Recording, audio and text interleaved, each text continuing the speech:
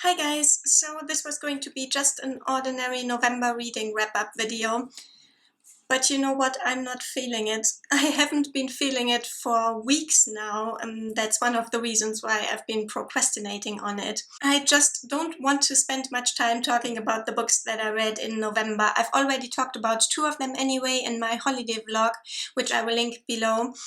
And I don't have much to add on the topic of In the Time of the Butterflies by Julia Alvarez, which is a completely fictional account of the lives of the Mirabal sisters, who were historical persons, three sisters who were murdered in 1960 in the Dominican Republic because of their involvement in the underground resistance against the dictatorship of the General Trujillo. And let's just say there were no new developments. The same is true for the other book from this vlog, Cascade Hunger by Gregory Esch, which is a gay folk horror story from Louisiana, the sequel to Stray Fears, which you should read first. Nothing much to add there either, except for one thing, and that is that I thought that the climactic scene of this horror story was at once the most heartbreakingly sad and the most romantic thing that I've ever read. And there's nothing much to say really about the George Monbiot volume of the Penguin Green Ideas series, to which I have dedicated a whole recommendation video, also linked below.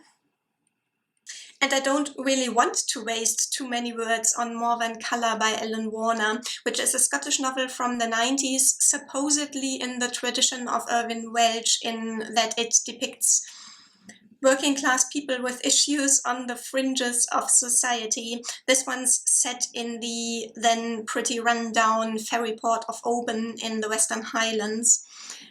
And it's about this girl, More Than Colour, who comes home one day to find her boyfriend dead on the kitchen floor and doesn't react in the way we would expect. What she does is she goes partying.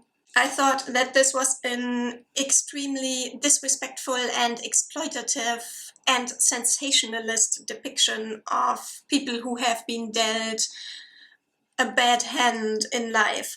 And on top of that, it was also extremely male-gazy and made me feel really icky reading it in a very 1990s fashion.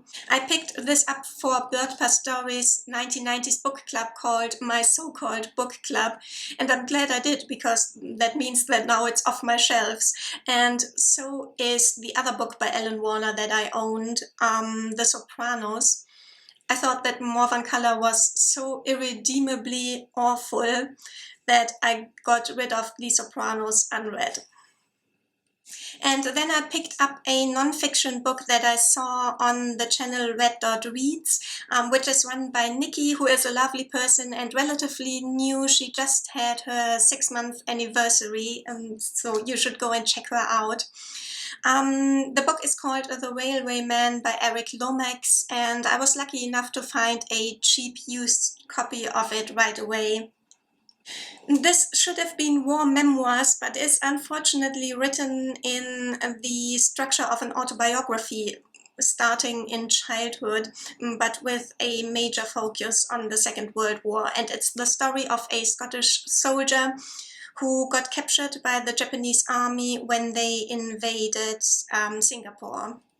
And he was sent to work in the construction of the Burmese railway, which was obviously a horrible ordeal, although he had it pretty easy because he was an officer, but living conditions alone were abominable, of course. There was one problem that I had with this, besides the unfortunate autobiographical structure of it all, and that was one thing that made me impatient with it and therefore hindered my enjoyment well, enjoyment is maybe not the right word for this context, but you know what I mean, my appreciation of the book.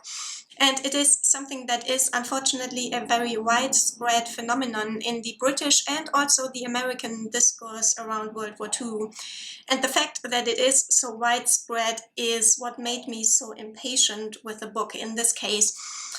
And that is the curious absence of any acknowledgement whatsoever of the fact that the author's presence there in the Pacific as a soldier was in itself a direct legacy of imperial endeavors that caused untold suffering to an untold number of people. And the fact that this sad irony wasn't even acknowledged was a bit, well, not entirely unexpected, but all the same disappointing. And I think we make it far too easy for these two empires, the British and the American one, to use World War II as a means by which to paint themselves as the great liberators and the saintly saviors of world peace, and to divert attention from this imperial history of theirs. And it has very real consequences to this day. So although I don't really have that much to say about The Railway Man either, this much I did want to say. And then there was A Marvelous Light by Freya Marske, another disappointment from Tor.com. This gets marketed as historical fantasy with a strong romance element, but it's really just historical romance disguised as fantasy. And this comes with all the usual sloppiness in the history department that is typical of historical romances.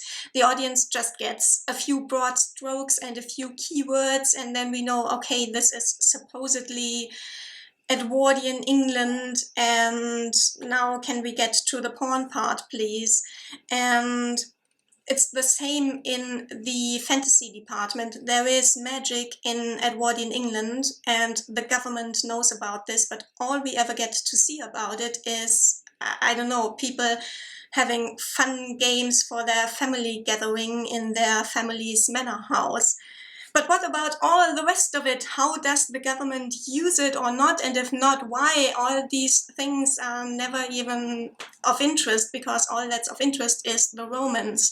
And that is something that I would A, pay no more than €4 for on Kindle, and B, won't and can't read for almost 400, well, 360 pages.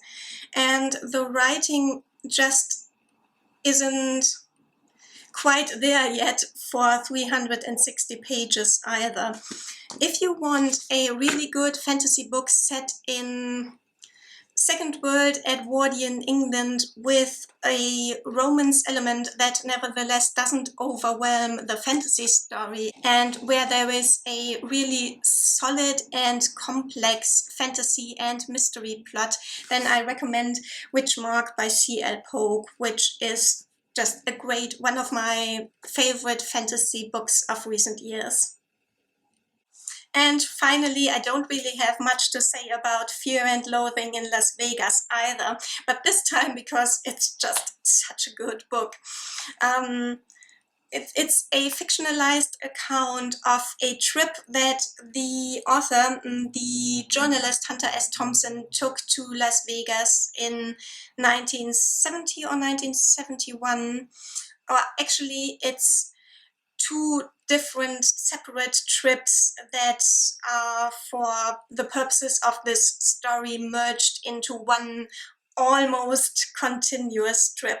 Hunter S. Thompson was sent to Las Vegas first to cover a desert race, a car race, and then a conference of medical professionals and law enforcement in like the early stages of the war on drugs.